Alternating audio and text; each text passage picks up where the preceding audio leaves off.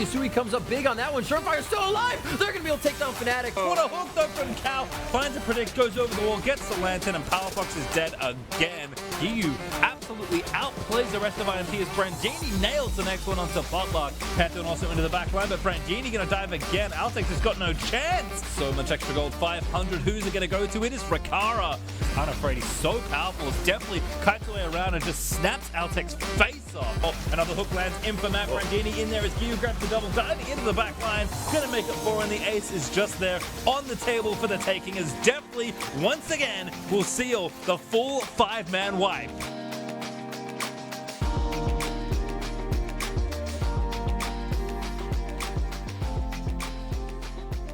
Welcome back to the 2020 Spring Academy Playoffs. I am Julian Pastry Time Carr, excited to jump into another quarterfinal match with none other than Alberto Crumbs Rengifu. Hey man, just so excited to have playoffs finally underway. All these teams just play for this, so they actually put all their eggs and baskets on this game. Well, this basket.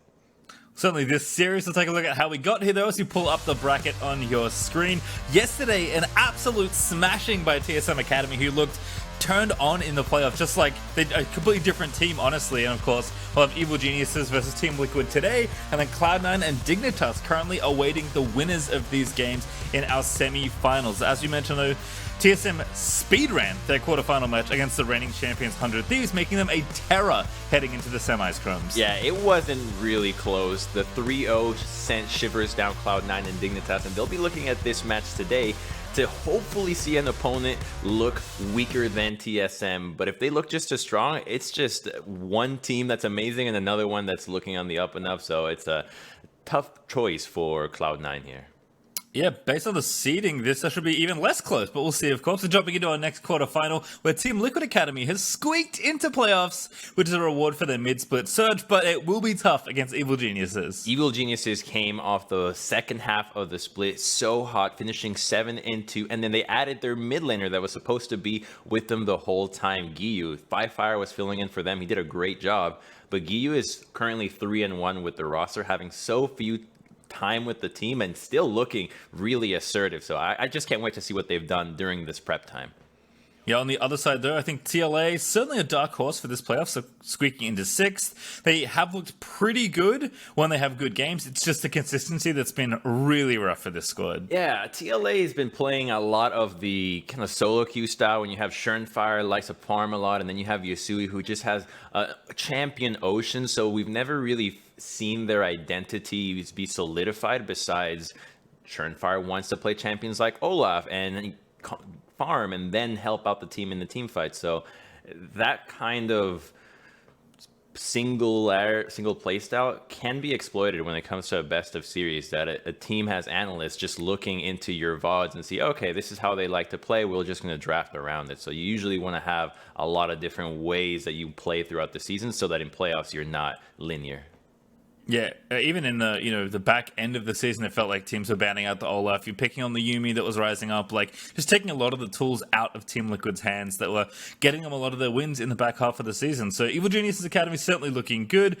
You mentioned their mid laner Giyu, who is the newest member to the team, but has been looking good. But it does feel like Ander in the bot lane is really what's been the talk of the town. I mean, even Brandini's been having some good games as well. So across the board, it feels like EGA looking good. It's one of the reasons they're the 3rd seed. But I think the jungle matchup is a cool one to look at, because as you mentioned, it is Shern's like almost solo QE farm heavy style versus Ander, who's been one of the best junglers in the league for pathing, for ganking, just for having such good timing. Ander is all about ganking. To me, he's almost like a Blabber, but just hasn't quite found the refinement that Blabber has right now. And maybe that's because of the pieces around him, but he got to get on this squad. He wasn't initially playing with Evil Geniuses, so the fact that he's here now and gotten into playoffs, I think, is revitalized his career. And he's up against some players that really are grinding solo queue, because I just checked, and Tactical and Schernfire are currently rank 1 and rank 2.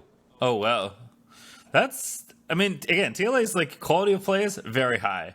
But necessarily becoming a cohesive squad, we'll have to see how much of their preparation has paid off coming into this match, because I think the final week for EG was really not just like, oh, this is a team of good players, but a team that's now become a team. It's funny to think that, they waited 7 weeks for their mid laner to finally arrive.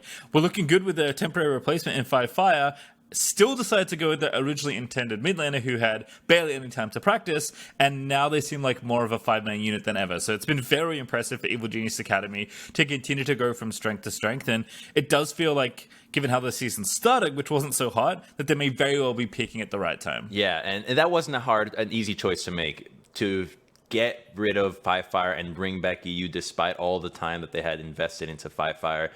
If they do really well here, we're going to praise them, and I know that we will also flack them if they do poorly, and then, oh no, FLICKR was the solution all along. But I still think that we have to commend the fact that they have stuck to their guns, whether it's in the LCS team or the academy, and it's actually coming to fruition at the time that it counts at playoffs.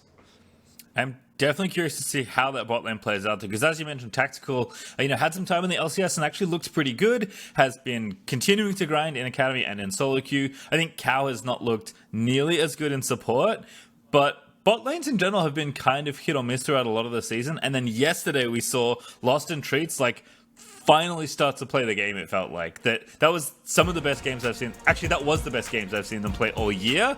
So Can Definitely and Matt, who have also been having a very good run recently, have similar sort of form. We're going to find out in Champ Select in just a moment. First ban is Aurelia off the side of Evil Geniuses, and of course it is owned banned away by Team Liquid. It's a contested pick by both Giyu and Yusui, and since Team Liquid is on red side, you don't want to give that away.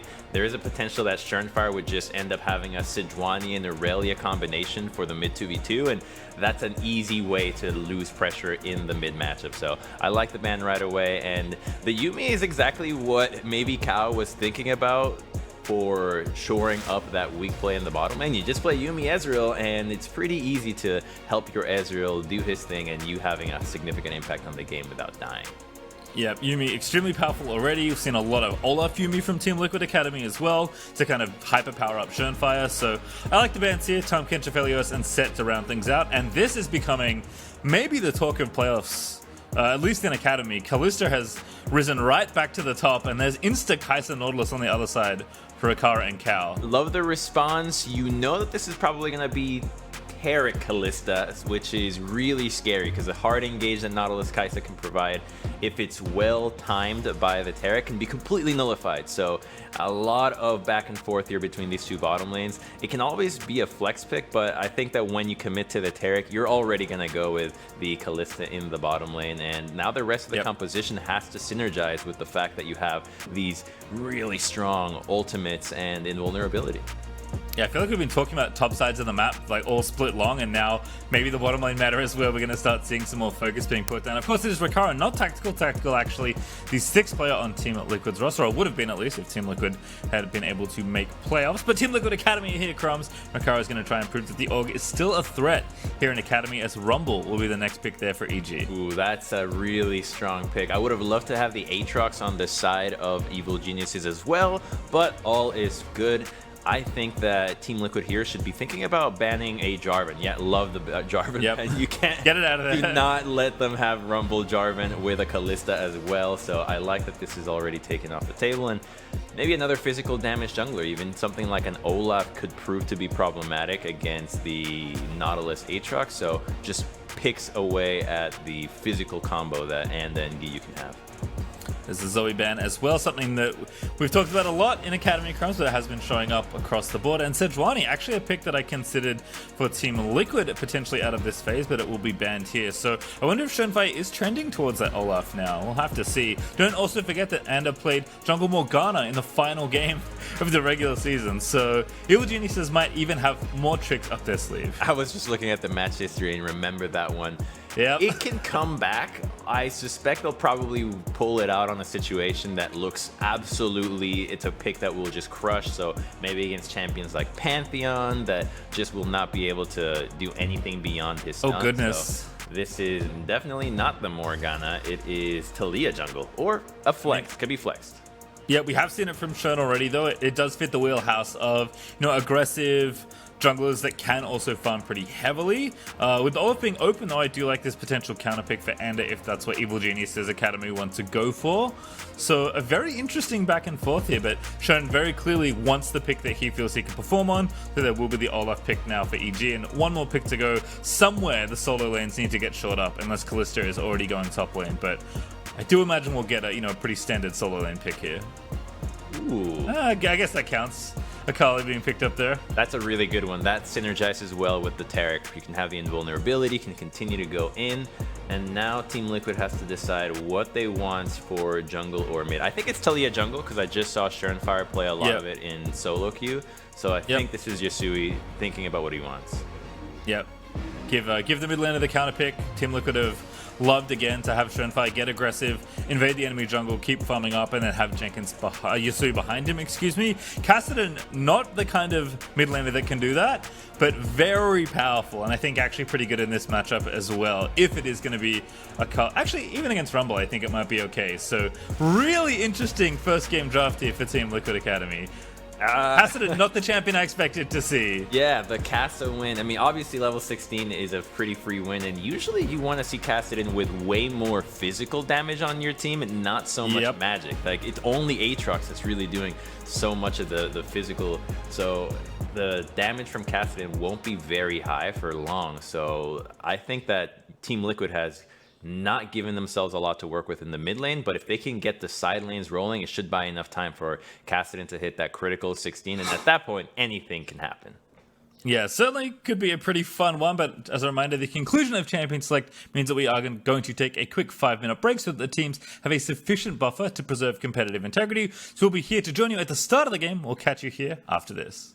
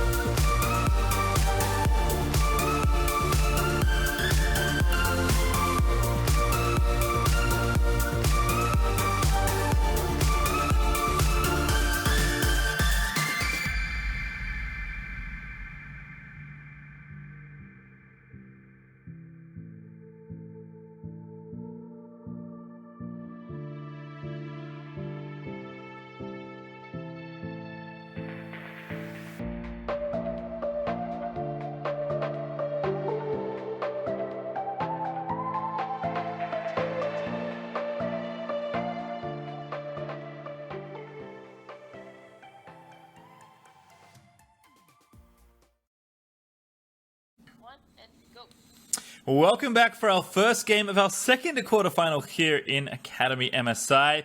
I'm Pastry Time, joined by Crumbs, and Team Liquid Academy are about to take on Evil Geniuses Academy, 3rd versus 6th Crumbs.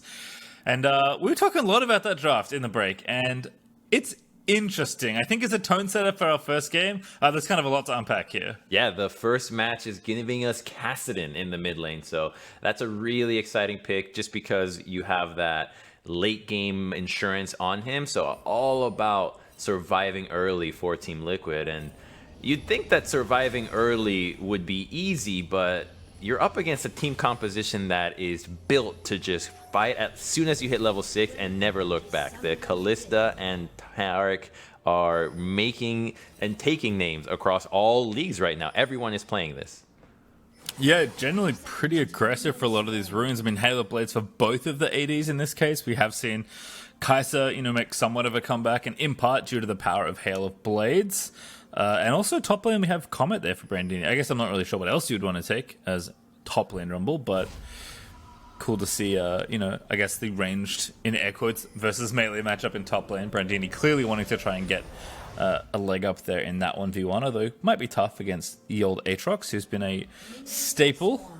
Yeah, once the resistances come in from the Aatrox, Brandini's not going to have much to do here. He has good gank pressure with Olaf against Aatrox at the moment, but I'm just curious to see what Schernfire does about this, because Talia jungle is so rare, and it's rare because she's really tough. Skill shots galore, right? Everything is about landing your abilities properly and synergizing with your team, and she doesn't have many synergies or lanes to set you up besides top and bottom. So having to play around those two lanes is usually the toughest scenario that you have because it's so far away. You usually want two lanes to play around that are next to each other, so mid and top or mid and bottom. Yep. Did see a little bit of the mid lane action there as well. Pretty cool matchup. Kassadin versus Akali. Akali seems to be making a little bit of a comeback, even though her ultimate buff is on the live patch, which is 10.7. This is, of course, on 10.6, which we will be staying on throughout playoffs. Certainly can see why Yasui wants this matchup. I think you can get a lot of leverage against AP users as Kassadin, but early level certainly not going to be too fun. It's one of the rare times where Akali, I think, actually can abuse people at level 1 just by spamming Qs. So we'll see how that goes out, but as you mentioned, I think a lot of attention for this jungle matchup. Schernfire flying through his jungle right now. He went Raptors red and straight to this Grump, and might even be looking down to the bottom lane very quickly here. That gank would likely be met by Olaf, who has a similar route, starting top side and finishing bottom.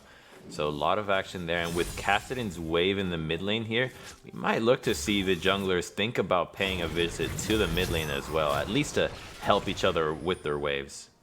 Yep, Sherno with Electrocute is level 3. He's going to surf down here, flash in, they're going to try and get the knockdown. There's a synergy, and oh, a little bit mistimed there, as they at least get the flash and the heal out of Matt. That's a good little roam, and you can now go back into the blue buff, take that camp, and then get the scuttle as well. We'll see if Anda thinks about answering this play, though. There are no wards in the bottom lane, so he could sneak in through, and they could even make a play for Rift for the scuttle here, as bot lane has priority and mid lane will roam faster. Yep, they did get Deathly's flash as well of note, so it's funny, we were talking about, like, where can Talia really look to pressure, because Talia often needs someone to help set up her CC, but if she has setup, she does a ton of damage in combination with another champion, and really the single best place to go for crowd control is actually the bottom lane there with Cal's Nautilus. So I like the attempt. Did get a number of summoners despite not converting for first blood, but you can only make that play so many times, I feel like. So Schernfire is just going to go to the left side here and try and take down the crab. He does not want to be too far behind. There's Ogno, and level 4 ready. Giyu also going to chase him down as well. There's Yasui, but he's far too late. Churn gonna have to flash. Giyu gonna follow, and this should be an easy kill. A good flick back as Giyu steps back. And one last Q. There it is. First blood for EG. That was so beautiful. We actually got to see exactly what Anda saw on the map and how to respond.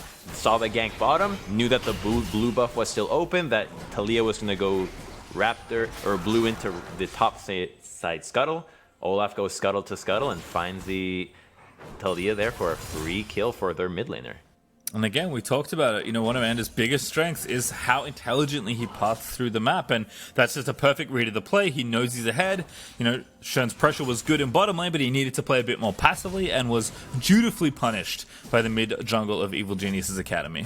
Yeah, and he can go for it again, and he is spotted, but there's no flash now, so this should be a kill. Yeah, Matt should be dead here. The TP going to come in, definitely actually blocking as much as he can, but now he's going to get rooted by the Nautilus, but it's actually carnage there as Shen finally gets deftly, but the kill will be traded back as Brandini's Rumble is able to get one, make it to his Gyu Slayer's Vikara, and there's the triple overall. Brandini going to grab the doubles. Evil Geniuses find 3 kills in the bot lane. Oh, what a slaughter now. And look at Anda. He gets to go to the top lane and cash in that wave too. So it's not like they're missing any experience out of that one. Let's look at the play again because Talia comes in really fast, but she was spotted on wards in River before that one. So the TPs were already set up. Both solo laners are in base. So they get to just appear at the same time and catch the entire Team Liquid bot lane by surprise. Yeah, pretty much perfect timing there. Gyu lines it up nicely on Rakara. And then an easy finish off there for Brandini. Great response there for Evil Genius's Academy. Again, a team that has looked very well put together in these last few weeks. Just seems like everyone's clicking, everyone's on the same page, and you know the individual skill is also being met with a lot of coordination, which again is surprising for how kind of ragtagly put together this team was at one point. As Yasui's at level 6 and losing the 1v1, by the way. Yeah, this is not a 1v1 that he's really going to win without items. The Akali has a lot of sustain and way more spammable cooldowns at this stage. They want to try to pick her, and Shroud is down. It's going to be a bait. There's a level 6. Has to use it early again. But probably going to use the second dash to get out. Flips away. Wants the kill. Really wants the kill. Through Shoni goes. Anda here as well. Turns it back around. The burn is enough. Anda able to grab that kill. Oh, this is just a slaughter at this point. Team Liquid needs to stop going for fights that they don't even know they're going to win. They didn't have any damage that guaranteed them taking down the Akali. You were saying that you need setup for Talia. You need somebody to help you out first. Kassadin is not that guy for you. His E at this point is not going to do a lot for you, and it showed. Yeah, I mean, really well played by EG, but it does feel like TL are overreaching for a lot of these plays. Now Brandini looking for a solo kill maybe here in the top lane. Does get the ulti down, steps out of the chain, gonna get knocked up, but Brandini gonna keep going. Misses the harpoon, so that is gonna call off the 1v1. Too much sustain there from the Aatrox once his ultimate was popped. He would have actually lost that 1v1 with all the autos Aatrox keeps pumping out as he's rushed the Merc Treads to deal with the potential of Rumble or even a lane swap if Akali goes to the side lanes and they were to put Rumble in the mid lane.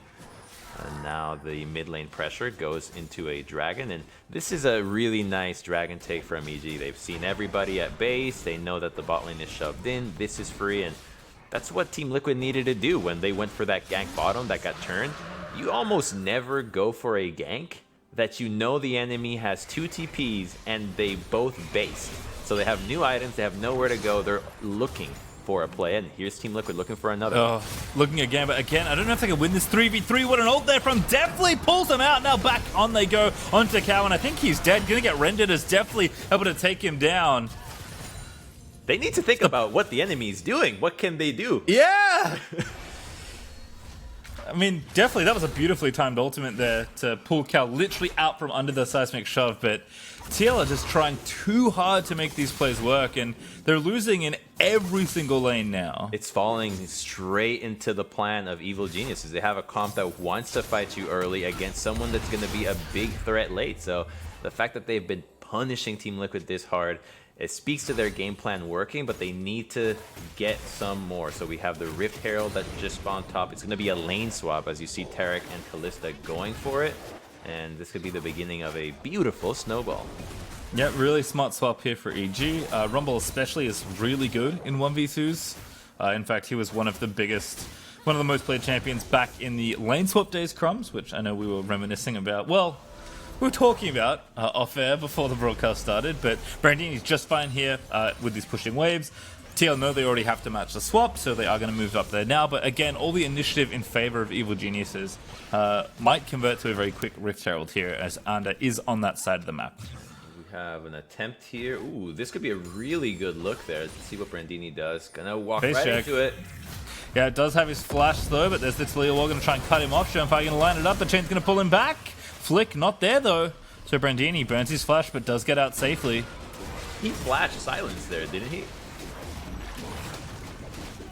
Brandini? Yeah. Or It's silence himself? Yeah, because you can silence yourself, and I think he's Yes. able to flash in that. It's something that I think does not happen.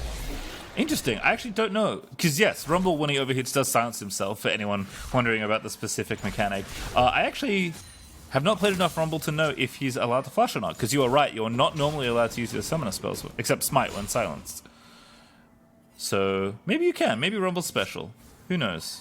Yeah, I'm actually gonna, because of the power of technology, and we have Ooh! the ability to have multiple monitors. I could just take All right, we'll check it out as I'm going to take a look at this mid lane matchup 1v1. Actually ahead in farm right now for Yasui, which is nice, up about 10, but still behind in gold, I assume, given the 2 kills and the assist there for Giyu. Also, Jenkins slapping Brandini in the 1v1 with his ulti on, I think. Maybe not, just the sweet spot's being used to force Brandini away, who will ult the wave and take a base.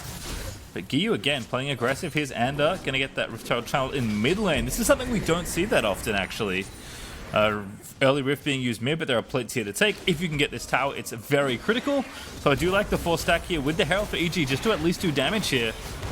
Stun gonna not land on Yasui, who is gonna be forced to ult away, but that's not really much of a cost for Kassadin. They don't mind taking the fight here. Rumble's teleport is back up. He's ready to fight with the Sork shoes and soon to be that Liandry's rush. So this is a really strong point for EG, and they're gonna want to look to transition this into a dragon fight. So look, the bot lane movement is really telling us what Team Evil Geniuses wants to go for. Now that Akali's in the top lane, she has teleport, so she can be of assist in the dragon fight. Bot lane's likely to go back to mid lane, because that's the best place they can influence the setup for the fight. Yeah, especially if Giyu has finished his Gunblade now, which he has not, does go back and pick up the Revolver alongside that Bilgewater Cutlass. But again, depending on how far Giyu is away from the item, as I say that, he actually did have enough, just sticks around to finish the item. This is really the point where Akali becomes power, like, not that she's bad before, but I think like this is a big point of power for her in the game. So, or with the TP up especially, Giyu should feel pretty comfortable side laning just about anyone, even if he can't kill the Kassadin. He should be fine at least pressuring the lane with Yasui in it, as we do see that both mid laners are going to stick up top. As Schönfire off to the side again, does have his ultimate ready. We'll see if he makes another play here potentially in mid. He can definitely kill Kassadin with the Gunblade, so Yasui has to really be careful about using that Riftwalk aggressively. First level of the spell is not a very safe ability. The second you use it, it's a cue for people to jump in. You don't have enough HP to survive it, so I think Yasui is just happy crashing it and having his team linger around. They know he's their win condition. Yeah, again, Shern gonna try and maybe look for something here in the side lanes. Has been very unsuccessful, unfortunately for him, on these early ganks. We'll see if he maybe falls back into a farming pattern. I think TL know that they can't really contest for this Drake, so they'll try something else instead. Giyu going to be the target. In the shroud he is, though, and that's going to be an easy flip back. Doesn't even need to use the ultimate to get out. Mid lane now. But Drake's traded for plates there. Yeah. Drake is traded, and mid lane is now the next objective for EG, as this is just 2 plates away, and that's putting Kao have a lot of pressure to continue to stick around here to make sure that EG doesn't threaten any dive. So being able to Olaf trade from that, let's... Oh, Oh, man. steals the big chicken. It just really feels bad to play Talia against Olaf. You actually don't have a way out of that besides ulting away if you're lucky. Yes, assuming you don't get tagged, which and her smite up is impossible for you. So it's interesting. Ulti there for Matt, trying for a long range Fate's Call initiation, but not going to connect onto Rikara, as he does play back with Cow here. But you can see again these lanes getting pushed in. I mean, bottom lane, which was the top lane, is I think at least moving in the right direction for TL. The Jenkins getting some pressure there, but Giyu's fine here in the 1v1 playing up. Clearly Anders got all the freedom he needs to invade the enemy jungle, and my note before was that it is going to be the Cloud Soul, so it is the Cloud Rift, which if your game plan is to like push forward into enemy territory and invade as a jungler, this is like maybe the best riff that Ander could have asked for, given the state of this game. It really is. And as an Olaf as well, if you can secure the Cloud Soul, you are so happy. The movement speed truly makes you an actual threat to the backline. And even champions like Kaisa can't really get away from you. I like this move here. 4-man to the top lane. You can still punish Catherine, but it is being answered as Kaisa is ready to respond. Yeah, plates have dropped off now, of course, as we're at 14.5 minutes. But there will be another Herald in a minute or two, so EG can try and finish off some of these lower health towers and take the extra plate gold for themselves as Giyu farms up that wave and looks to probably take a back blue buff over to Anna. This is one of the other nice things about having an energy-based champion and Rumble, this is a heat-based champion. And it can actually pretty freely take that buff for himself there and spam those axes. As we can see, definitely just hopping around here in mid. Clearly not really afraid despite not having an item finished just yet, but it looks like now he's going to take a recall. So that is EG really gear nice. up. That is really nice to have a jungler that can take all the buffs. Now, blue buff is really valuable on Akali. I know it doesn't seem like it, but the regen costs, or the cost of her energy, do matter a lot. And I wonder if we could actually hover over her at some point to see her energy, because she has some kills, and so Presence of Mind might have expanded her energy pool if she's running it, and that lets her snowball really quickly. Well, let's see what happens here. I imagine Giyu will get it later into the game, but a dive here in the bottom lane. Nautilus ulti going to force the flash from Brandini. Shenfire though finds the easy flick back as a setup, and the hook is not going to connect for Cal. So Brandini does live to tell the tale. Ults the wave, and that should be enough. Yeah, more than enough to get that wave out and buy more time. EG, remember, still racing for that first tower gold. They are trading for a Rift Herald in the top lane again, so that's what Olaf is grabbing. Probably going to be used in the top lane here. Mid is already so low. Oh, no, this one's already low too. So their lanes are just crushing, and Rumble's doing what he has to do. Keep clearing that minion wave. Don't give Team Liquid a way to have some gold, and his ultimate's gonna be back up for the dragon fight, so it's not like he wasted it. He just used it on perfect cooldown.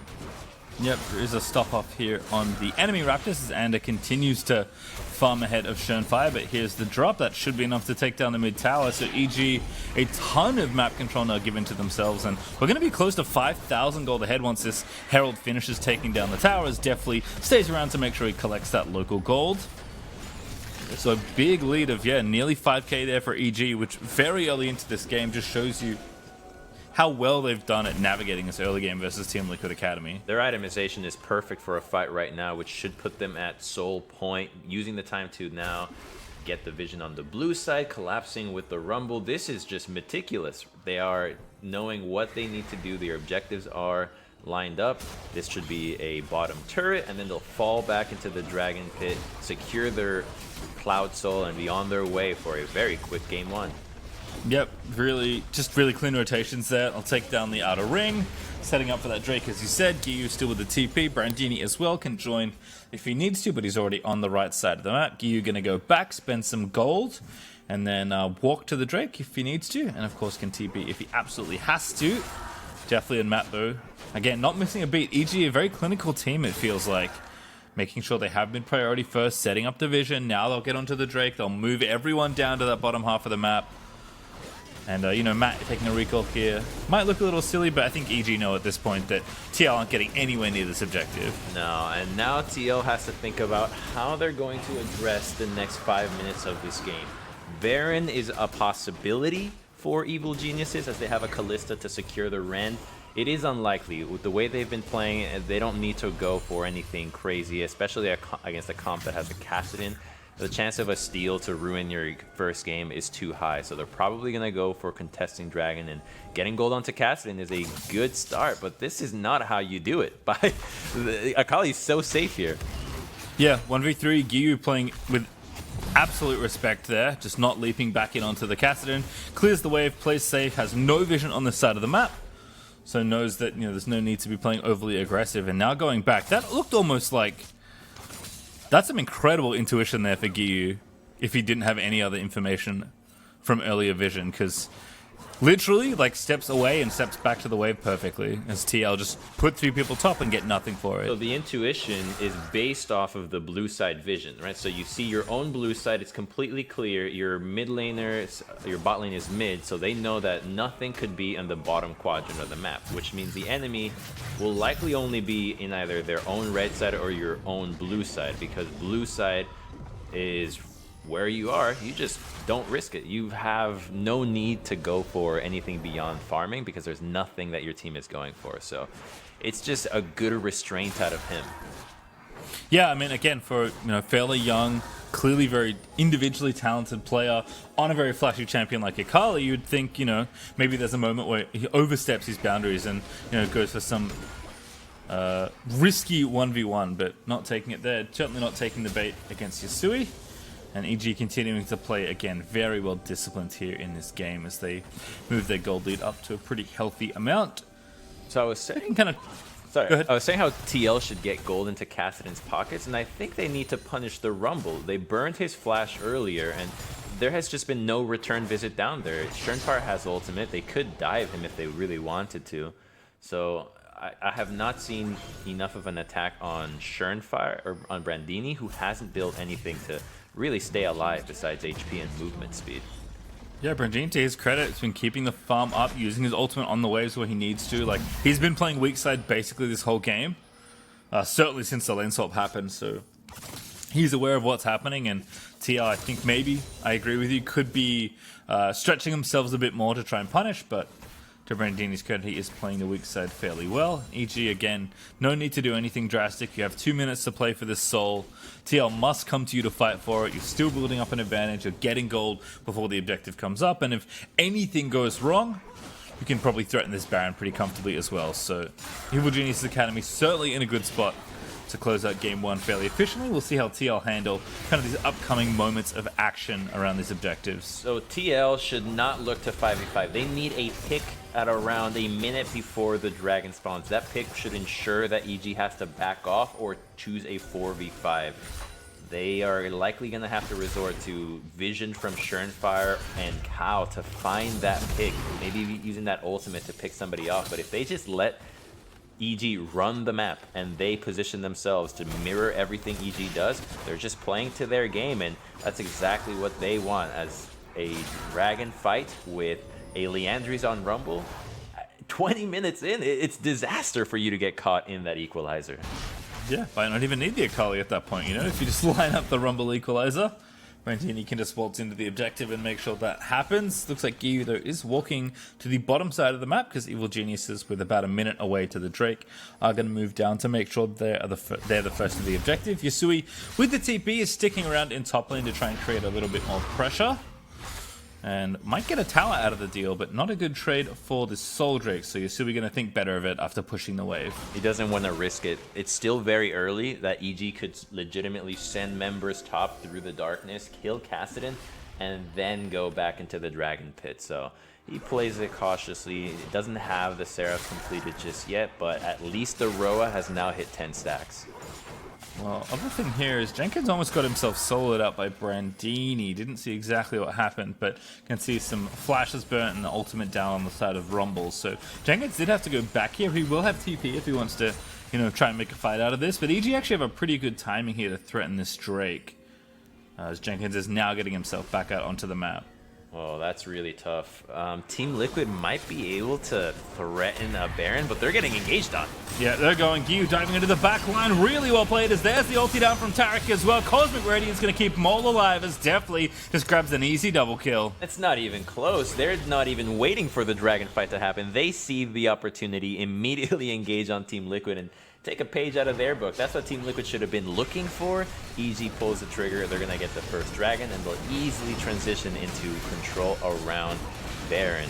That control around Baron will hurt, and Kallista's got rend. Yeah, I mean, it's not just any Drake, it's the Dragon Soul, right? That's an easy Cloud Soul for EG as they take the 2 kills, and love that engage there. I mean, one of the things that I really like about this comp and like about Tarek in general is when he turns aggressive champions into engaged champions. Like, Akali often has no business doing this, but he knows as soon as the ulti comes down, he can sit in Shroud and be safe. That's why I think the Akali was picked. She actually has a really good synergy with the Taric. Any other mid laner that they would have gone for would have likely not been able to get into the mix and really deliver a stun like a Kali can. And maybe a Kassadin would have done it. In fact, there was a time where some people were playing funnel Kassadin with Taric, same thing you play with Yi. Oh boy. Just because he can go in and stun somebody when they least expect it. Yeah, I mean, just a really good snap call by EG. Get the 2 kills, get the Cloud Soul, and now lining up for Baron. Just as you mentioned, Crumbs, it's been extremely methodical for Evil Geniuses. I mean, it's just 1 tower down and 1 death has been the only misstep they've really made in this game. I mean, Brandini, again, is potentially in some sort of peril, but we'll see if he does take the bait. In fact, it's not a fair fight. He's roaming down here as well. There's 5 here. The whole team is ready to collapse on the Rumble if they were to engage on him. And Yasui going to have to play pretty carefully. He's very deep behind enemy territory at this point. Now Gyu, I think, spotted him. Yep. Now they know they're going to try and chase him. Kassadin's starting to riff walk out of there.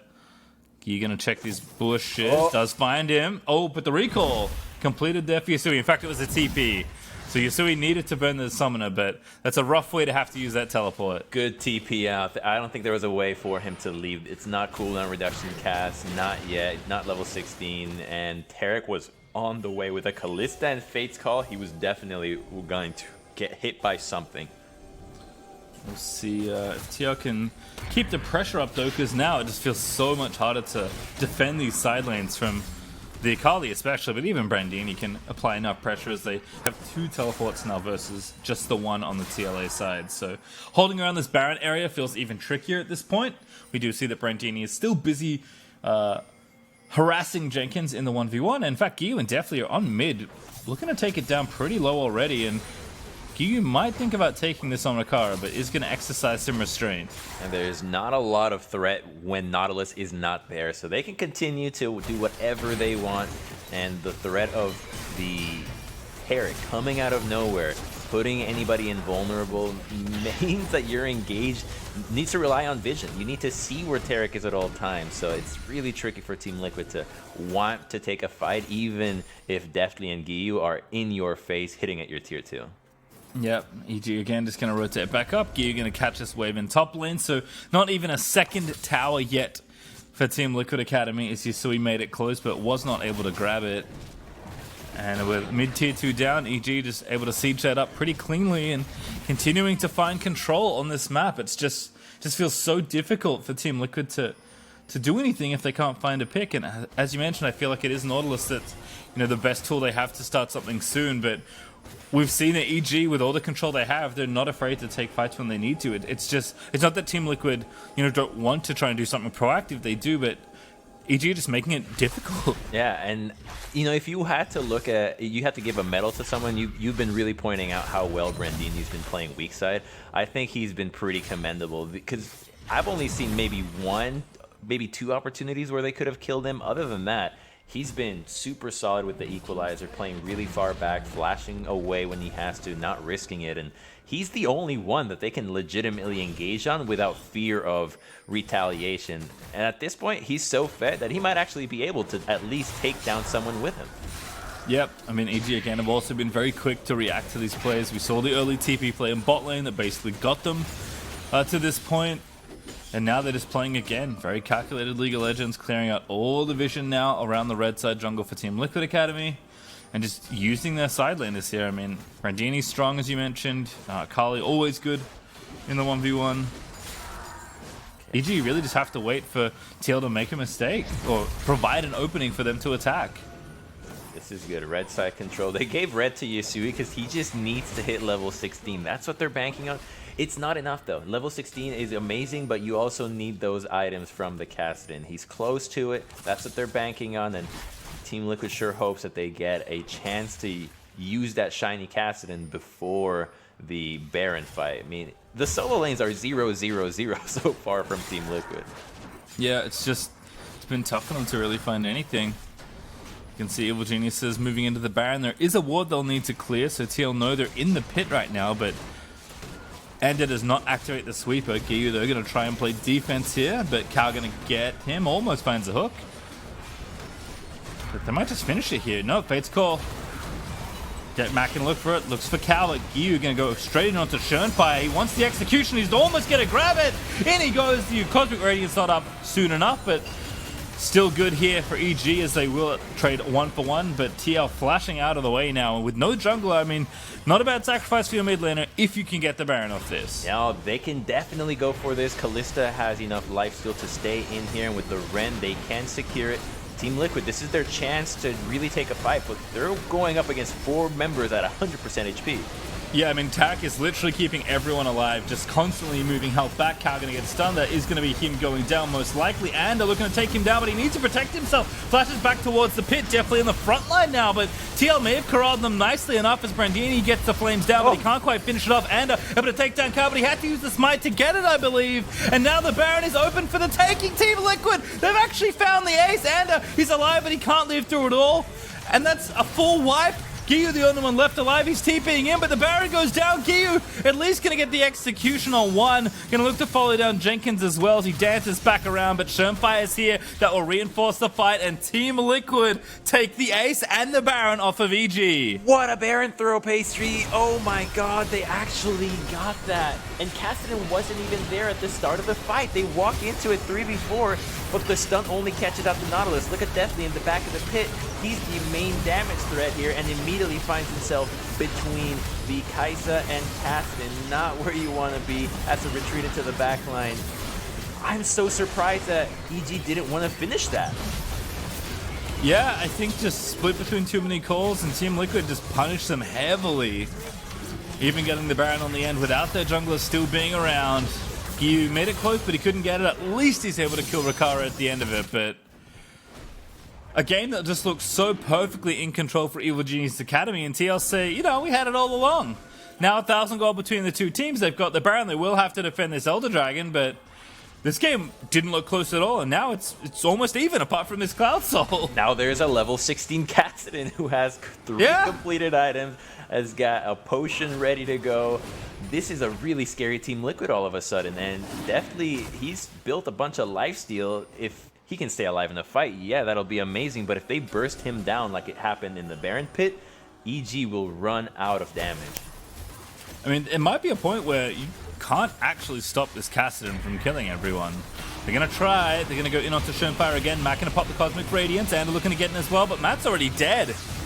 Ultimate just could not land, and the Baron's still here for Team Liquid. They'll keep pushing. Okay, so that's EG failing to make an adaptation. They've been playing all game doing the same thing, using the Taric to engage, and that worked when you were 6,000 gold up. Now that the game is even, he just dies right away, and that's gonna give them Elder. Oh my god, Elder to a Cassidy team at this point. Yeah, I mean, we've seen what TL can do in a team fight. Jenkins is going to get in there a little too early, but he's just buying time for this Drake, and he will get out over the wall. No flash, but didn't even need it. Equalizer down into the pit. Schönfire getting low. That's a critical pick if they can get it. The Dragon's able to kill him alongside Brandini. Now EG say thank you for the throw, Team Liquid, and they'll be straight out onto the pit. Yasui low. He can't go back in at this point, but a full mana bar can maybe start resetting. No, does not risk it. The shutdown there for Gyu was Yasui in there. What? He does get it. He tried to steal it. Yasui able to grab the Drake, but he will die. How many kills can he get? Make it 2 at the end of it all, and only 1 left alive on the TLA side. This game is getting awfully silly, Crumbs. Where are the air horns? We need some sounds for this. What the heck? Team Liquid had the free dragon. They had a numbers advantage. All they had to do was stay in there, but split between too many calls. Under the same mistake that EG gave up the Baron, they have Aatrox and Cassidy looking for a fight on the side, while Schönfire is just quietly dying to Dragon. Look at him inside the pit. Gets equalized, and then everybody else pulls out, and suddenly it's a 4v4. And then the steal. They're fighting. It seems like this is what they should be doing, but Yasui's like, wait a second, this Dragon's actually not that healthy. Wow. Yeah, just steals it with the Riftwalk. That's a 4-stack Riftwalk. Even gets another kill there. It would have been huge if Team Liquid lost that Dragon. Yeah, I mean, the game may very well end. Certainly the team fight goes in favor of EG, but instead, the first Elder Dragon goes over to Team Liquid. They'll have it up for a minute 35 longer. They take the mid outer tower, finally getting their 3rd tower and finishing their collection of the outer turrets. But this game, I mean, technically Team Liquid are ahead in gold. They're up 200, but this game has gone from, you know, very calm and collected to absolute chaos, Crumbs. Yeah, that's always the funniest of games, where it starts so nice, almost like the beginning of the night. You're suited up, all good. Oh, this is gonna be a great time, and then suddenly, cut to 3 hours later, you're in a bathtub wearing just a t-shirt and nothing else. That's what's happened here. Yep, it's gotten messy as Evil Genius's Academy. We'll see if they can stay disciplined here. Again, they have this Cloud Soul. They'll be able to wait out a minute and let the Elder Dragon fall off. The only remaining member of Team Liquid that has, I believe, it's just one left. I think it is Jenkins that has the buff. And everything will return kind of back to a neutral state. We'll be able to play for Baron. There'll be another Elder Dragon up for EG to play for. And see if the teams can tighten things up, because, you know, for EG, they're like, oh goodness, what do we do? But TLA are like, wait a second, we can actually win this game now. Yeah. You know, I think you always tell yourself that you can win a game, but until something like that happens, it's tough to settle with that mentally. But now they're feeling like, you know, we have the Kai'Sa, we have the Kassadin. We can do this, despite the disadvantage they were at. Yeah, Kassadin level 16, pretty awesome, but Kai'Sa evolved abilities, even more awesome. The engage comes out though, and Kassadin's not here. Looking for Cow again. TP in. Cow is going to pop the Stone Plate, but he had to do it late after the CC chain. He will forward a definitely good ult there from Brandini. Here going to go in onto Jenkins, but he wants Rikara the most. Tries to get the execution, but flies back to his Shuriken as Yasui. He's busy split pushing, maybe going to try and end the game that way. Rikara finally forced to flash. Brandini will chase. He's burning him down, but Rikara does so much damage. Definitely flashes in. He's going to try and finish off the kill. He will get it. That's 500 bonus gold, and a key member down is Jenkins. Also going to fall to Brandini's Yasui. He is still pushing, Crumbs. He wants to take this game into his own hands. What? He needs to take inhibitor here so that super creeps at least hold a defense against the base here, but EG is just gonna go for the end, and Akali's not gonna let Yasui get the port. He's not getting out this time. Yeah, Yasui, I think, just waited it for a little too long. He's going to be too late to this party. You're going to deny the base back there, and it will be a win for Evil Genius Academy. Not the way they expected, but a win nonetheless, Crumbs. They are very happy they kept that win, because that could have just broken their mentals down. They sealed the deal, and it got finished the same way they got all their advantages. Finding the Taric, using his Fate's Call knock-up to engage onto unsuspecting targets. And even though there was a stone plate on the Nautilus, without Kassadin being there, they had all the time in the world. Definitely some hiccups at the end there, but we'll see how the teams change right after the break. We're stepping away, but when we return, we got Game 2 of Team Liquid Academy versus Evil Genius Academy, and after that, don't go anywhere.